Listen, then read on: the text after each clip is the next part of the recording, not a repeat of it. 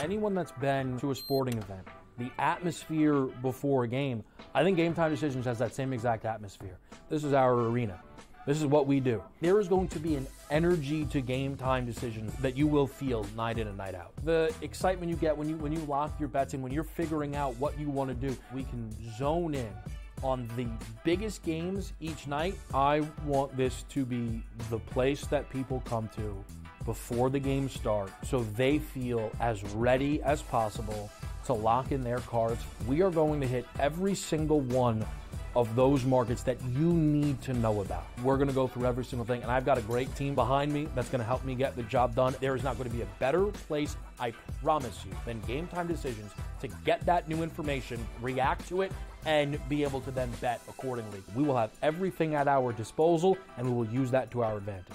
I'm Kevin Walsh. Tune into Game Time Decisions from 6 to 8 p.m. Eastern on SportsGrid. Your gut says Miami is going to win, and you should take the over. Your gut also said your NFT selfies would only go up in value. They didn't.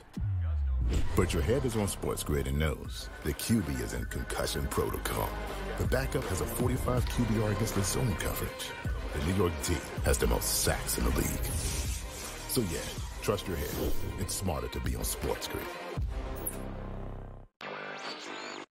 Sunday Night Football, not really much of a matchup here, and the Bills looked so good up until this point, and, you know, to me, it's probably like a one-off for them. The basic thing you have to do against the Ravens, force them to pass and try to use their weapons downfield, get them behind, because if you can do that, then it takes Derrick Henry a little bit out of the game. But if you get them with momentum coming out of the gate, getting a long touchdown run of the first play. Newswire, only on SportsGrid.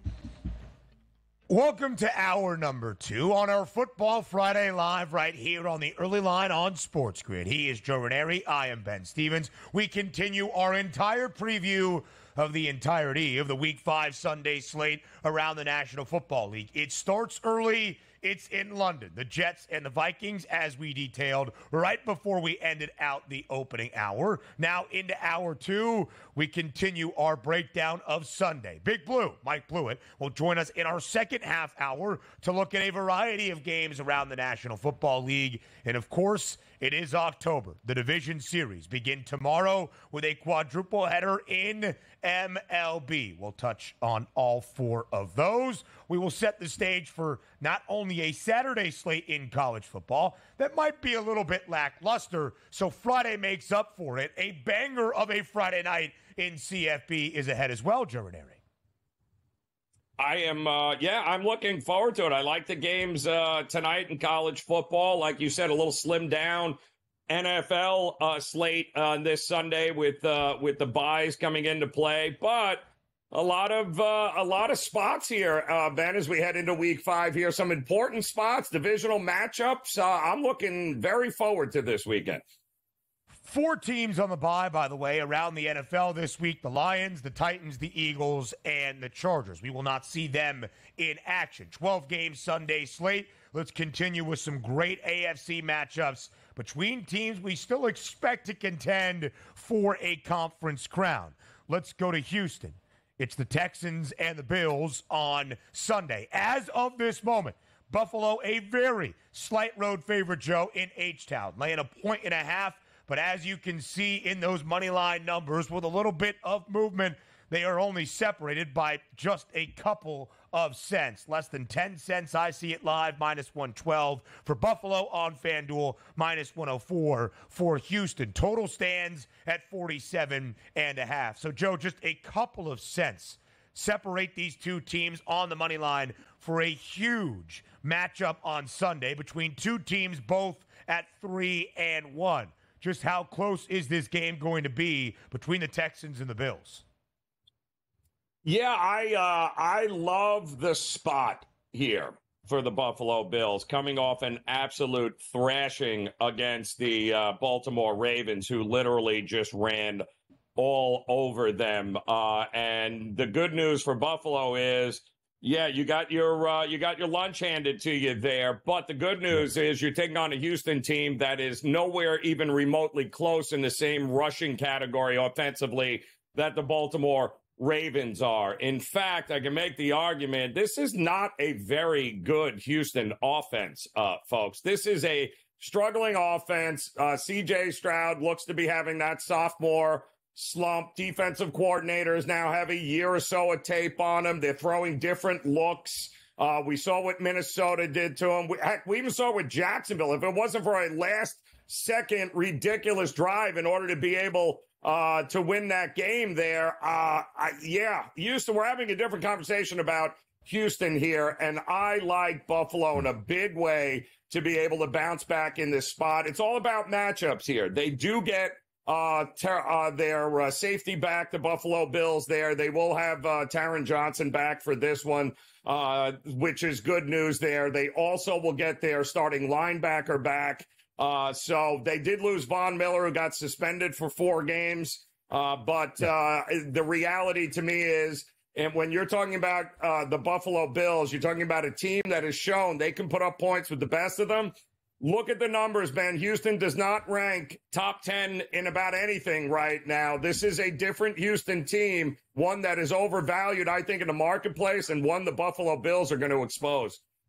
It's been a different season, right? Based on differing expectations for C.J. Stroud, DeMeco Ryans in Houston in year number 2 of this era and organization as compared to a season ago. They were the underdog. They came out of nowhere to win a divisional crown in the AFC South and win a playoff game as well. Often the underdog a season ago. This year, as the favorite in all 4 games, they are 0-3-1. They ended out week 4 alongside Miami and Tennessee, or at least Tennessee entering that Monday night. So they ended out week 4 as one of 2 teams alongside Miami that has failed to cover a number so far this year. In fact, it's been a blemish under C.J. Stroud, a team now that is the huntee, no longer the hunter, 3-8-1 against the spread as a favorite. Buffalo now the favored side here. But where Houston has been really good under C.J. Stroud, at home,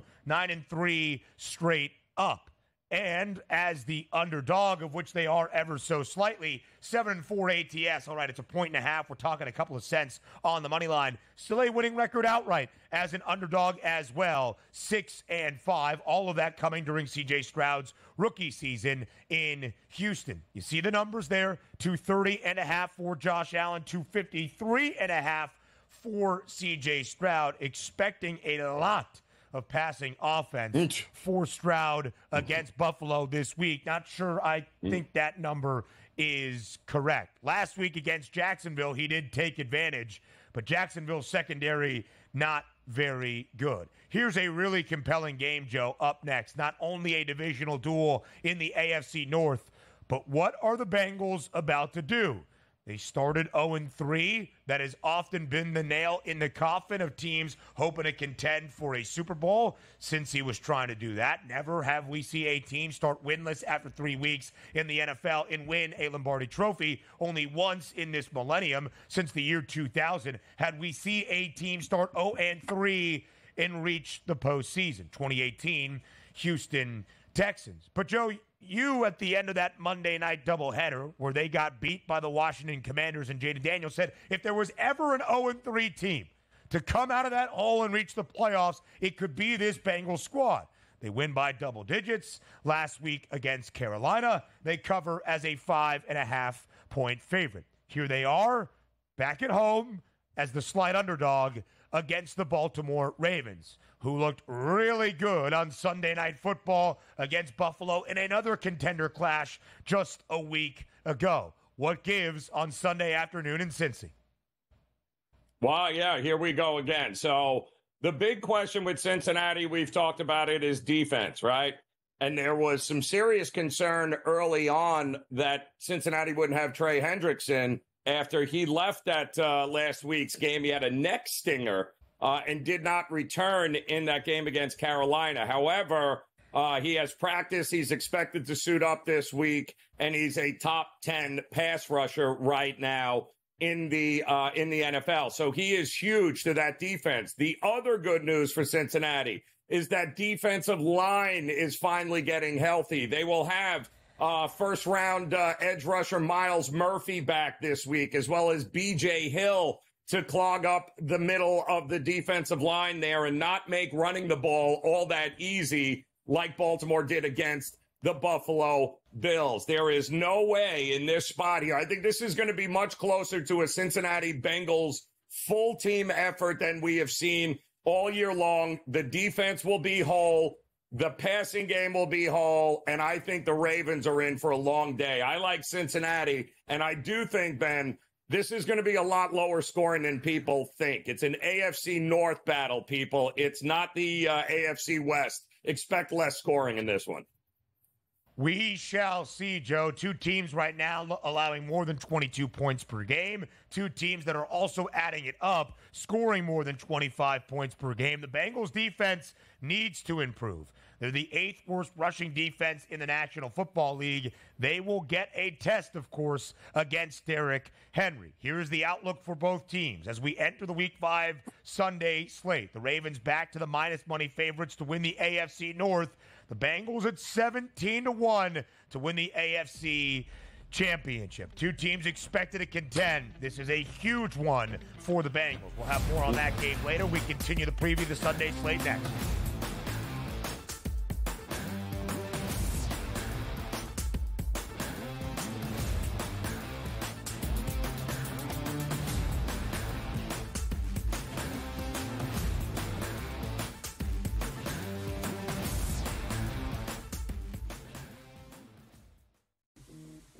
Right here with you on Pro Football Today on SportsGrid. Odds in motion, trying to see what lines have moved throughout the week. Never felt more comfortable in this set than I do for this year. I'm ready. I'm just getting angry. The hot takes are going to be here all long, people.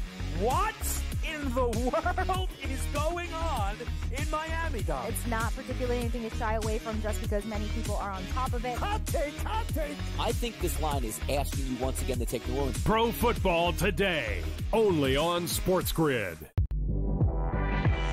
Simply put, the only way to bet this is over-under win total. I love Tyronn Lue. I think he's one of the 5 best coaches in the league. But my dear friend George Shorless told us to me a long time ago, you can't win if you don't got the talent. Unfortunately, I don't think the Clippers have the talent to match up. Betting above the rim, only on SportsGrid. The Bostonian versus the book. Would it make you feel better as a bettor or as a sports fan if they said after the game we were trying to cover the spread? Oh, God. To say it out loud? Oh, my God, no. So what, no. To say it out loud? Oh, my God. You can't say that out loud. No, you can't do that. Okay, so what is the big deal either way? Oh, play the game the right way. The Bostonian versus the book. Sunday Night Football, not really much of a matchup here. And the Bills looked so good up until this point. And, to me, it's probably like a one-off for them. The basic thing you have to do against the Ravens, force them to pass and try to use their weapons downfield, get them behind. Because if you can do that, then it takes Derrick Henry a little bit out of the game. But if you get them with momentum coming out of the gate, getting a long touchdown run on the first play. Newswire, only on SportsGrid.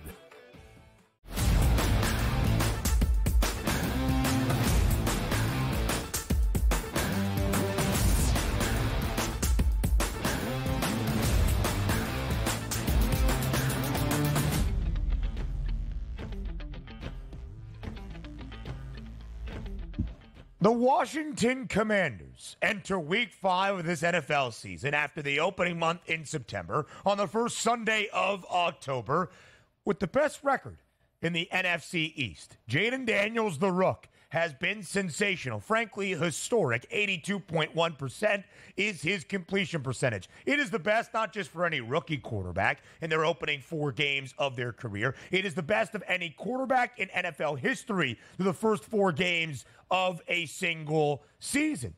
And now we're starting to see the odds makers catch up.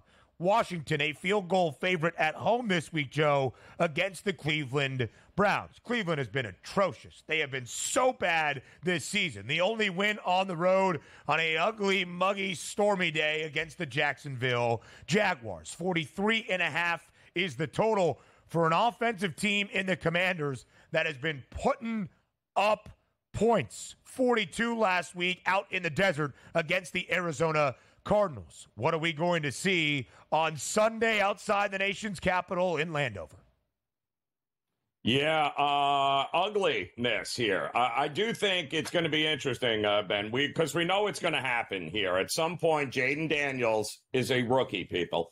And at some point, Jaden Daniels is going to get forced into making some rookie mistakes. And this feels like a very desperate spot here for Stefanski and the Browns at this point. And, it's about as evident as possible. The defense has not been great. We thought this defense should be much, much better than what we have seen. Having the hook, Ben, is interesting in this game, right? The Commanders have not turned the ball over but once. They have been protecting the ball, protecting the rookie quarterback, not asking him to have to do too much here. They are now a favorite in this game. They're not a dog. Last couple of weeks, they were a dog. Now they're a favorite expected to win. You talked about this last segment here where it's a different season for the Houston Texans, right? Well, what a difference a couple of weeks makes. And now all of a sudden you're expected to win by more than a field goal here. That's tough sledding. I think the rookie at some point is going to take a step back. This is a very desperate Browns team. I do think the Browns certainly have some value. 3.5s are available, so grab it while you can. Joe, it's one of those spots where if you've been watching football for the first 4 weeks, the opening month of this NFL season, you see these two teams facing off and you say to yourselves, of course the Commanders are going to win. Cleveland has been awful. The offensive line is dreadful. They can't even protect Deshaun Watson to give a below-average quarterback the time he needs to maybe even sniff mediocre, and he has not done anything to change our minds in terms of performance. The Raiders gifted them opportunities to win one last week in Las Vegas, and Cleveland could ill afford the opportunity to take advantage. And we've seen this Commanders team win 3 consecutive games. They have covered in 3 consecutive games. Their last 2 outright as an underdog. Even the one time they were booked as a slight favorite this year at home against the New York Giants. But, Joe, the only time they were a favorite, they laid 1.5 points to the G-men. It was the only under of the season for what has become this offensive juggernaut we know as the Commanders. Again, this is one of those spots that we see weekly in the NFL, that everything we have seen to this point tells us the Commanders should not only win comfortably, but easily cover as a field goal favorite. Heck, they should be a touchdown favorite against this measly Browns team. But it just feels like that spot. Jaden Daniels this year has been sensational so far. Nearly 900 passing yards already, more than 200 utilizing his legs. He's got 4 rushing touchdowns. He has scored in 3 of the 4 games. He had 2 rushing scores week number 1 against the Buccaneers and did find pay dirt a week ago against Arizona. And the completion percentage is otherworldly, 82.1%. Somehow he is getting better week over week. It is the best completion percentage we have seen for an NFL quarterback over the opening 4 weeks of any single NFL season in league history. But, Joe, at a certain point, some of the rookie magic seems as though it is going to wear off. It just feels like that spot on Sunday. Listen, if you're in a pick'em pool where you're doing things like that, I still think I would pick the Commanders to win. But that flat number of 3, maybe 3 in a hook, that's where I think things get costly, where you might look at the underdogs in the Browns. Well, you're also then banking on this Washington defense stopping anybody, which they have not, Ben. This is not a good Washington defense by any stretch. And although they gave up 14 points, only 14 points to Arizona, when you look at the numbers, 6 of their 9 drives ended inside Washington territory here. So if the Browns are going to turn this thing around, and a lot of it is going to start, Ben, with the health of that offensive line, which has been decimated by injuries for the first 4 weeks, which is why Deshaun Watson is the most sacked quarterback in the NFL here. However, they are expected to get the tackles back here. If this offense is ever going to turn it around, it's going to be against this defense of Washington, and I think they will here. Washington riding way too high, like you said. Deshaun Watson has been sacked 19 times. 19 times in 4 games this season. The Cardinals went right down the field on their opening drive last week, scored a touchdown. It was the highest total of the week last week, 50.5. We thought we would see points, and we still got over because the Commanders put up 42 points. The defense did buckle up later in the game against Arizona. So many similarities, or at least consistencies between these two teams that will face off on Sunday inside Soldier Field. The Bears and the Panthers. It was the trade 2 years ago that Carolina moved up to get Bryce Young. Because of that trade, the Bears had the Panthers' #1 pick this past season. They draft Caleb Williams. We'll have more on this game on the other side. But, Joe, just to show you, 3.5 is the number in favor of Chicago against the Panthers. The Bears laying more than a field goal. How close is this one on Sunday in the Windy City? It's going to be close. I don't think it lands there, though, Ben, at 3.5. I think that number is going to reach 4.5 before it's all said and done. The Bears have been a favorite at both of their home games this year. It's their 2 wins. It's their 2 covers as the favored side. A little bit more on that one in the rest of the Sunday slate next.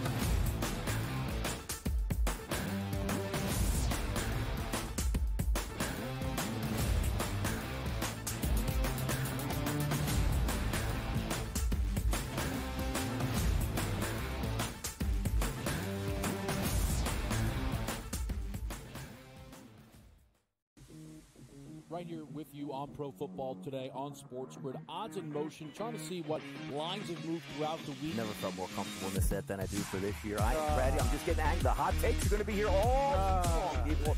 What in the world is going on in Miami, Dom? It's not particularly anything to shy away from just because many people are on top of it. Hot take, hot take. I think this line is asking you once again to take New Orleans. Pro Football Today, only on SportsGrid. Simply put, the only way to bet this is over/under win total. I love Tyronn Lue. I think he's one of the 5 best coaches in the league. But my dear friend George Sorless told us to me a long time ago, you can't win if you don't got the talent. Unfortunately, I don't think the Clippers have the talent to match up. Betting above the rim, only on SportsGrid. The Bostonian versus the Book. Would it make you feel better as a bettor or as a sports fan if they said after the game we were trying to cover the spread? Oh, God. To say it out loud? Oh, my God, no. So what, to say it out loud? Oh, my God. You can't say that out loud. No, you can't do that. Okay, so what is the big deal either way? Oh, play the game the right way. The Bostonian versus the Book. Sunday Night Football, not really much of a matchup here.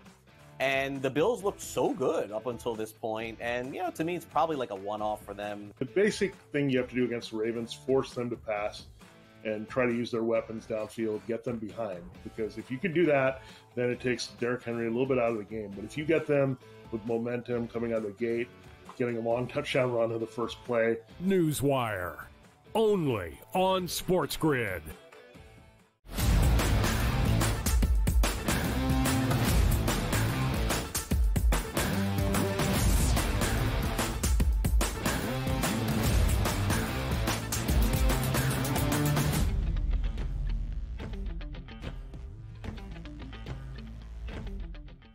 The full Sunday slate preview here on a Football Friday on the early line. The Bears and the Panthers. Again, so many ties between these two franchises with the trades of the #1 overall picks. but there's also the Andy Dalton revenge factor. I kid, but he did spend a few years in Chicago when Justin Fields was the quarterback. That was the youngster for the Bears. Again, Chicago has played 2 home games this year at Soldier Field. They have been booked as a favorite in both of those games, laying at least 3 points. They have covered in both. Last week against the Rams, opening weekend of the season against the Tennessee Titans. The offense was the reason why a week ago, and a really strong defense as well. But DeAndre Swift finally got going for Chicago a week ago against L.A.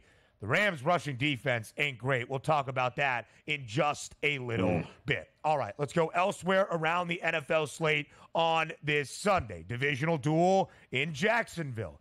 The Jaguars still looking for win number 1. Oh, so close in Houston a week ago to only see it dwindle away at the end. A ton of injury questions for Indianapolis. Will we see Anthony Richardson? Might it be Joe Flacco? High ankle sprain for Jonathan Taylor. I would say it's a 50-50 shot as of right now. He is currently listed as questionable. The good news for Jacksonville, Joe, they're a 2.5-point favorite at home in Duval County on Sunday. So they are expected to win their first game of the year. I guess I would say we shall see.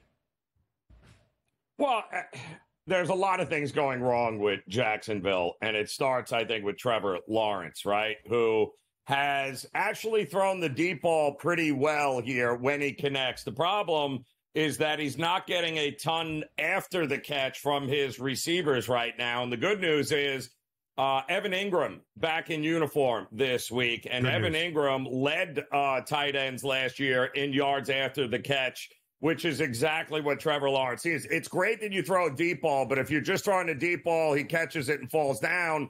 Yeah, there's a lot of issues that can go on with that. Not to mention, he's missed a ton of wide open receivers here. I do think, and by the way, I think both starting linebackers for Jacksonville, also Devin Lloyd out for this game here.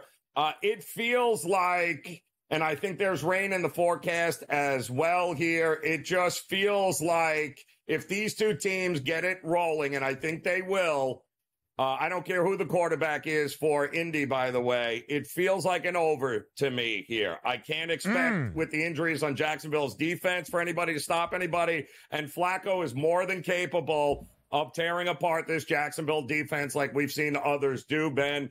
I lean to the over in this one. I want nothing to do to figure out who's going to win it because we both know it's probably going to be won on some ridiculous last-second play that nobody saw coming, and that's the end of it. So I'd rather root for points in this game. Joe, you and I are seeing things slightly differently for this Sunday slate. You don't think there's going to be a lot of points in Cincy? I think we light up the scoreboard. You think there will be points in this one? I don't think we get many. Jacksonville tied for the third worst scoring offense in the National Football League at 15 points per game so far. And with no Jonathan Taylor, that's really more important to me than who the quarterback is for Indianapolis. I don't know how many points we get in an ugly game for the Jags, just their second at home, which is what we saw also on a sloppy track week 2 against Cleveland. They lost that game as the favorite, losing outright in a game that featured only 31 points. I think we can both agree points at a premium on Sunday inside Gillette Stadium up in Foxborough. The Patriots, a slight favorite at home against Miami. You want to know how bad things are for the Dolphins? Just show people this spread that sees the Patriots laying 1.5 points at home against Miami. I mean, this is just gross on so many levels. How are we getting to 36.5 points in this game, Ben? I'm just curious. How does anybody think we're getting over 36.5 points? There is no way I do anything but bet the under and even the team total under for the Miami Dolphins. That's how bad it is right now here in South Beach. The Dolphins, the worst scoring offense in the National Football League. If you were to utter those words before the year, they would have called you a lunatic. Again, Joe, it's the same thing we talked about entering Monday Night Football. Mike McDaniel, you're considered the genius boy, the wonder boy. You've now had Snoop Huntley in-house for 3 weeks, about to start his second game in a Dolphins uniform. Figure it out. You still have talented playmakers. Make it work somehow, some way. I just don't know if it does. Mike Blewitt joins us next on a Football Friday here on TEL.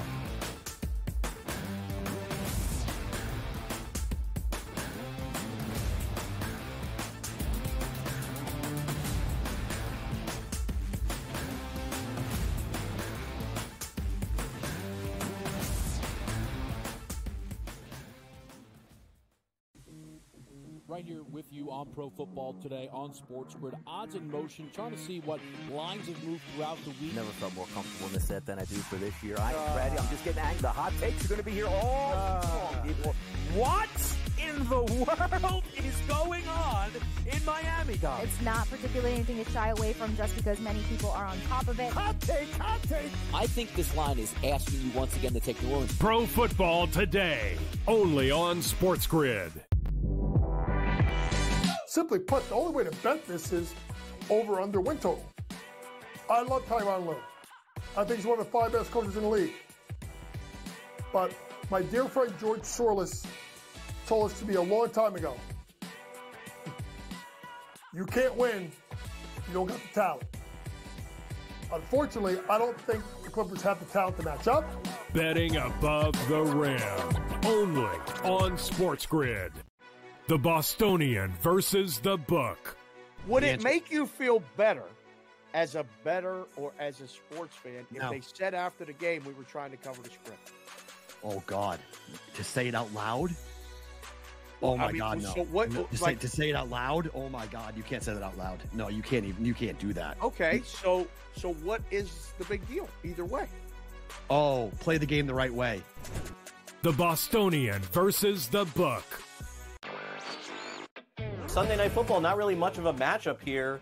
And the Bills looked so good up until this point. And, to me, it's probably like a one-off for them. The basic thing you have to do against the Ravens, force them to pass and try to use their weapons downfield, get them behind. Because if you can do that, then it takes Derrick Henry a little bit out of the game. But if you get them with momentum coming out of the gate, getting a long touchdown run on the first play. Newswire, only on SportsGrid.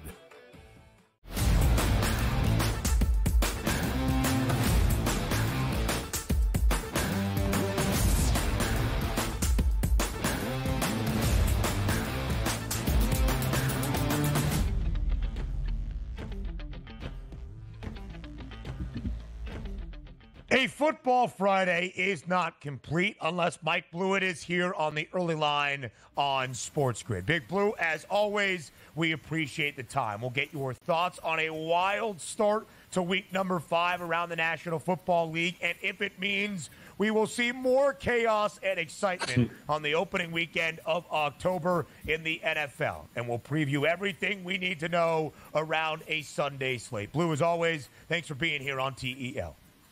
Thanks for having me. Obviously, I didn't get off to a great start last night. I thought it would be more of a low-scoring affair. I think it says a lot about the NFC South in general and us having a difficult time figuring out who's going to take that division.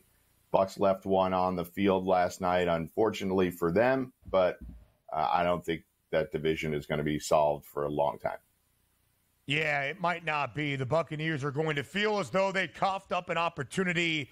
Literally the late fumble from Bucky Irving. It was part of the madness that ensued, Blewitt, midway through that fourth quarter. A fumble, a pick, bad Buccaneers offense to move back the field, having to punt it away to 1 minute and 14 seconds. Kirk Cousins, without a timeout, leads Atlanta down the field, sets up a Younghoe Koo game tire for more than 50 yards out. And then in overtime on the opening offensive possession, Atlanta comes through. A game-tying score and a game-winning drive, both courtesy of Kirk Cousins. More than 500 yards last night. That's why you go out and sign the guy to a $180 million deal this offseason. Blewitt, what was your main takeaway from Thursday Night Football to start week number 5? I think I'm just very confused as to what the Bucs' identity is. They've been very up and down. They obviously have some really explosive offense. And I thought that was going to win the day for them. Obviously, Atlanta also missed a couple of key field goal opportunities, one of them being blocked.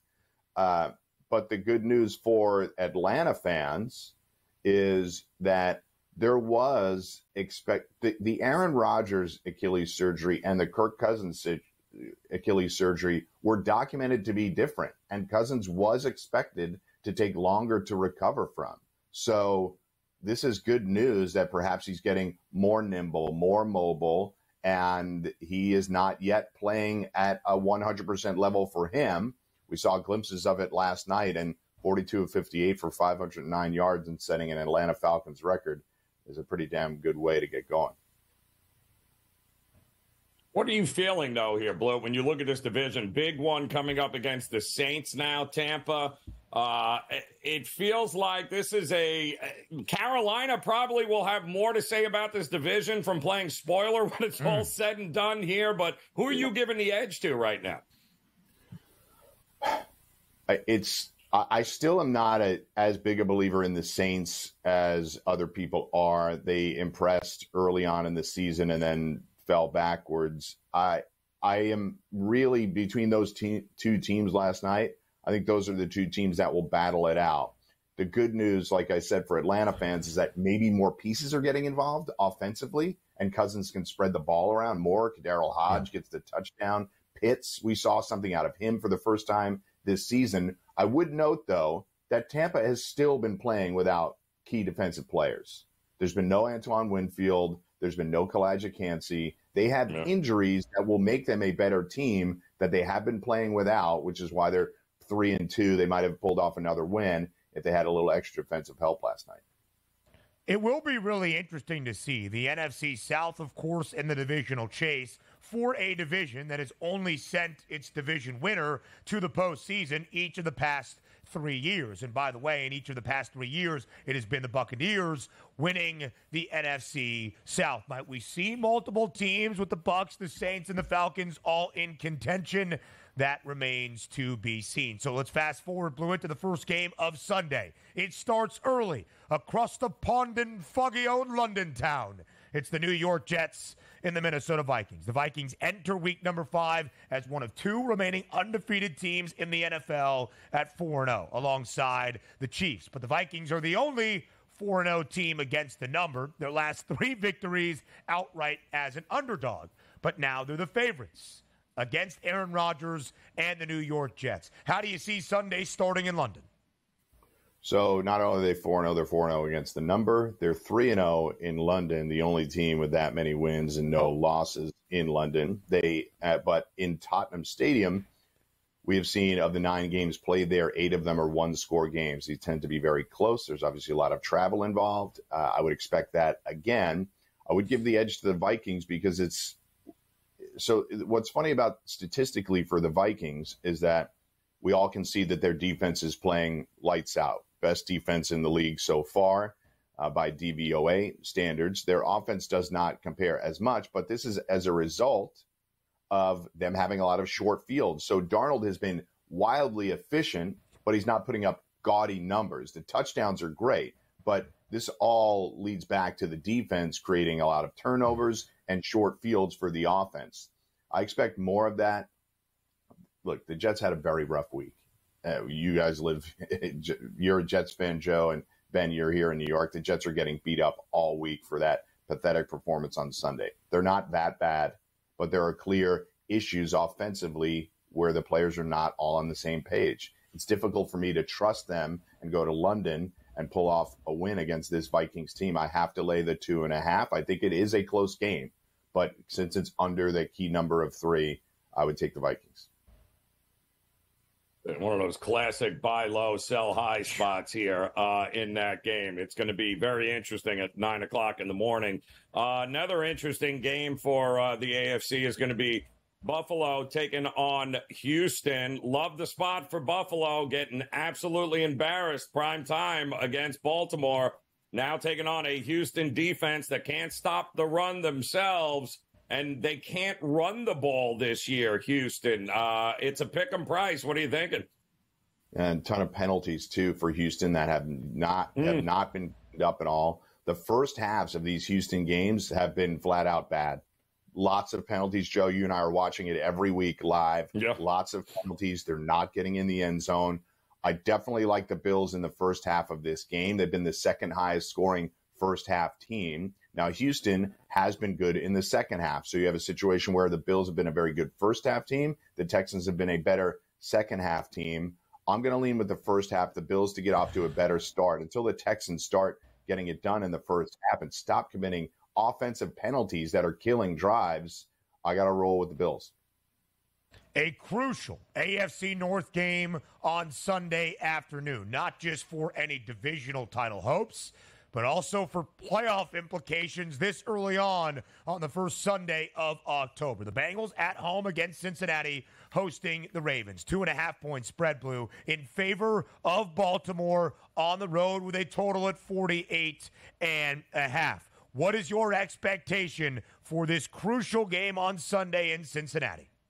Really tough one for the Bengals that have not been playing consistently well. They have to face a Ravens team that looks like they unlocked something last week. Divisional home dogs is a profitable place to be. I'm going to roll with the Bengals in this one. Give me the 2.5. I concede that this game could go down to the wire. The historic second halves that we've seen from the Bengals have not rung true so far this season, but I'll still roll with the Bengals. I like their offense to be able to get it done. So give me the 2.5 points as a divisional home dog. Since Joe Burrow came into the league, that was 2020. He is 23-13-1, or the Bengals are at least 23-13-1 against the spread. Some of that might also be from last year when Jake Browning filled in for Joe Burrow. He will have this game circled, no doubt about it, because it was last year as the Bengals started their resilience after another 0-2 start where they entered in a huge Thursday night football game against the Flock. It was the final game that Joe Burrow played, suffering the wrist injury that would sideline him for the rest of this season. Sunday night football, a preview next.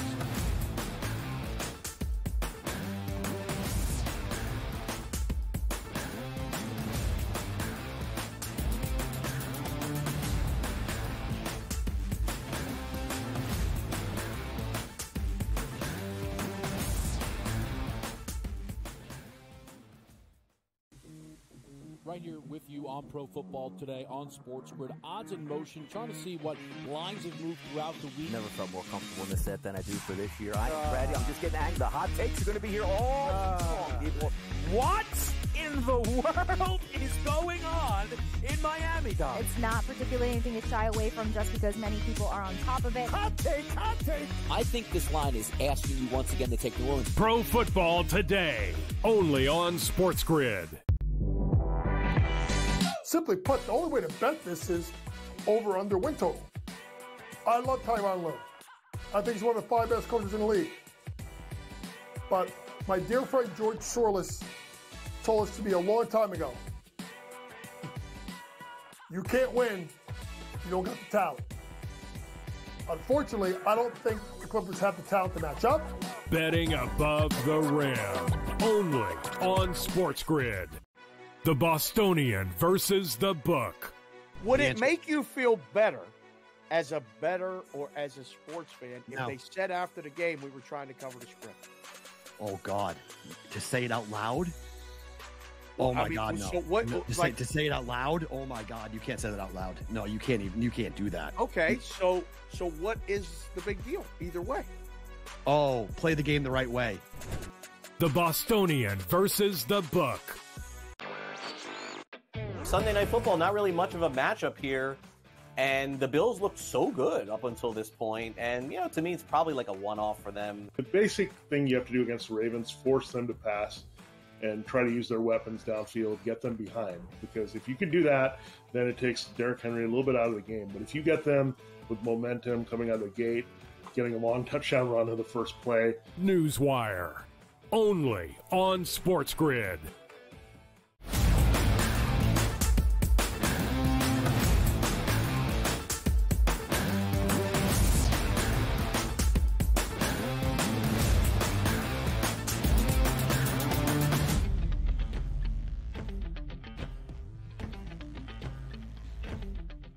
A classic NFL matchup on Sunday Night Football. Two of the biggest brands in the sport and in the National Football League face off in the Steel City on a Sunday night. Mike Blewitt continues with us here on a Football Friday on the early line on SportsGrid. No terrible towel behind Mike Blewitt now, just some scenery in the background. But we know where Blewitt's allegiances lies. But, of course, he is a very unbiased member to preview this game as well. An interesting spot here, Blue, for the Dallas Cowboys and the Pittsburgh Steelers. The Cowboys are 2-2. They had a mini-bye, of course, after Thursday Night Football last week, handling business against the Giants 20-15. Not exactly overwhelmingly impressive in their performance. The Steelers suffered their first loss of the season last week against the Colts. They were getting housed to start, made it compelling in the second half, and Justin Fields was great statistically. 2.5-point spread in favor of the Steelers at home on Sunday. How do you break down Sunday Night Football between the boys and the Steelers? I think you hit on one of the things that's really important for the Steelers to do, and Fields has commented on it just yesterday. How the last 2 weeks, the Steelers have shown a glimpse of a legitimate offense in the second halves of games. But the first halves of their games are field goal fests. They're not putting up a lot of points. And against a Dallas team that historically, at least the last 2 years, has been a very good first half team, I think it's going to be important to match them offensively, or at least limit them. Now, Mike Tomlin is excellent during primetime games. His record is. Given the fact that they're barely laying anything here, 1.5, 2.5, I'm going to lean towards the Steelers. Dallas obviously dealing with some injuries as well. But the Steelers, we have thought, and they have exhibited so far this year, that they're going to be a fairly conservative team running the ball a lot. They are now down 2 offensive linemen. James Daniels declared out for the year, one of their starting guards, and Fautanu, their first-round draft pick, is out long-term as well. So the Steelers are operating with a mash unit offensive line. And, on the other side, the Micah Parsons and DeMarcus Lawrence stories. So both of these teams probably not at peak health. I just have to roll with the Steelers, given the fact that their defense has limited the opposing offenses so far this season. Interesting battle out west there in the NFC, right? Because you've got, let's see, the Cardinals have beaten the Rams have beaten the 49ers, and now the Cardinals and 49ers are going to go at it here. And that Arizona defense is atrocious, Mike. This feels like an over, even though it's the highest number on the board. It feels like we're going to get points. What do you think we're going to get? Joe, they have no pass rush, none. And it's just for Brock Purdy to sit there and be able to do whatever he wants all day. I just don't know how the Cardinals are going to keep up. This is a Niners team total over. That's the way I would attack it. I'm with you. It probably goes over the 50.5, but you can isolate the Niners. I believe it's 30.5 right now, or right around there. And I don't have a problem with the Niners going over that number. It is going to be an interesting game. That's a very high total between the Cardinals and the 49ers. San Francisco starting to get a little bit healthier. We did see Deebo Samuel and George Kittle return a week ago. The Denver Broncos, 2 consecutive wins as a road underdog of 5.5 points or greater, continuing the trend of the year of the underdog around the National Football League. Interesting spot, though, for the Broncos back in Mile High as a short favorite, laying 2.5 points against the Las Vegas Raiders. We will not see Devontae Adams for the Raiders on Sunday, and this is a very low number, from 50.5 between the Niners and the Cardinals to 35 in a hook, Blue, in Denver on Sunday. How do you see this one playing out? Broncos love an under, and I don't really see how they're going to go over here. The good news for the Broncos fans and for those that are wagering on the Broncos, I think we saw more evidence last week, and I know they haven't been like this every week, but the Broncos defense can bring it. They do have players there, Patrick Surtain and others.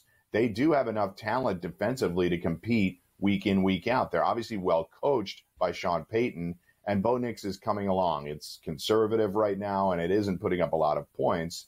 but I do like the trajectory of the Broncos better than I like the trajectory of the Raiders. I know we'll get into Devontae Adams in a moment, but another divisional game.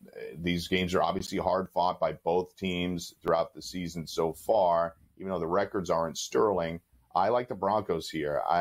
I just don't know what the Raiders can bring me week in, week out, unless you get a good Minshew game. And those are lurking. I just don't know that they're lurking against this Broncos defense. I don't know that Devontae Adams makes any sense for the Jets, but everyone keeps talking about it. Why'd you bring in Mike Williams? You got Lazard. I don't know that Devontae Adams is going to move the needle. You can't even get the ball to Garrett Wilson as it is. So if it ain't the Jets, where does Adams land?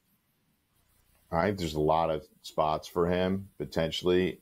You have to figure out the money, clearly, but we talk a lot about the salary cap, and then teams always find a way around it. The Chiefs, the Steelers, and other teams there have need at that position. The Jets don't really have a pressing need at wide receiver. It's a fun story to connect Rodgers and Adams as good friends, but what are you going to do? Bench Lazard? He's been the best wide receiver on the team so far, and add all that salary cap to it. I don't think the Jets' problems lie at wide receiver.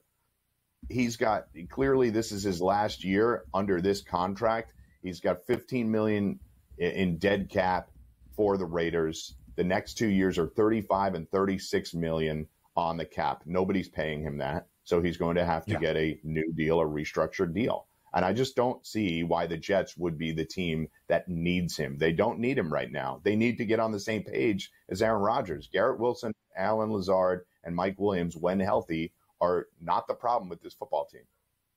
Yeah, how would that look to Garrett Wilson? Hey, I need my guy back. You're not really cutting it as our top wideout. But then again, we'll see who wears the pants for Gang Green. Is it Woody Johnson? Is it Joe Douglas? Is it Robert Saleh? It's probably Aaron Rodgers. We'll continue previewing the Sunday slate with Mike Blewitt up next.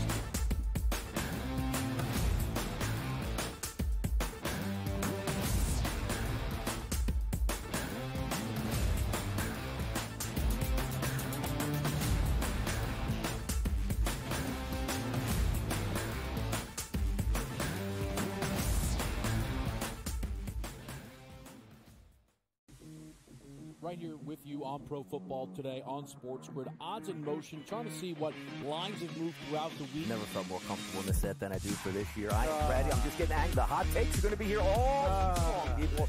What in the world is going on in Miami, Dom? It's not particularly anything to shy away from just because many people are on top of it. Hot take, hot take. I think this line is asking you once again to take New Orleans. Pro Football Today, only on SportsGrid. Simply put, the only way to bet this is over under win total. I love Tyronn Lue. I think he's one of the 5 best coaches in the league. But my dear friend George Sorless told us to me a long time ago, you can't win if you don't got the talent. Unfortunately, I don't think the Clippers have the talent to match up. Betting above the rim, only on SportsGrid. The Bostonian versus the Book. Would it make you feel better as a bettor or as a sports fan if they said after the game we were trying to cover the spread? Oh, God. To say it out loud? Oh, my God, no. So what, to say it out loud? Oh, my God. You can't say that out loud. No, you can't do that. Okay, so what is the big deal either way? Oh, play the game the right way. The Bostonian versus the Book. Sunday Night Football, not really much of a matchup here.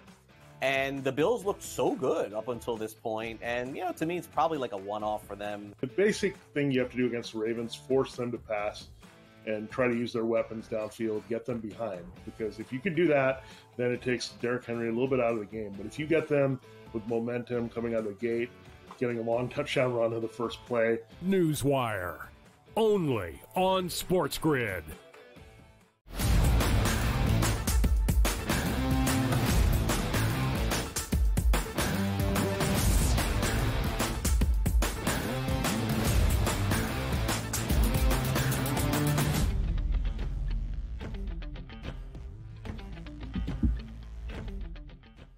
We continue our full Sunday slate preview around the National Football League, entering week number 5 with Mike Blewitt on this Football Friday. Blue to Los Angeles we go, the Rams and the Packers. Green Bay with Jordan Love, 0-2. Green Bay with Malik Willis, 2-0. Quarterback controversy.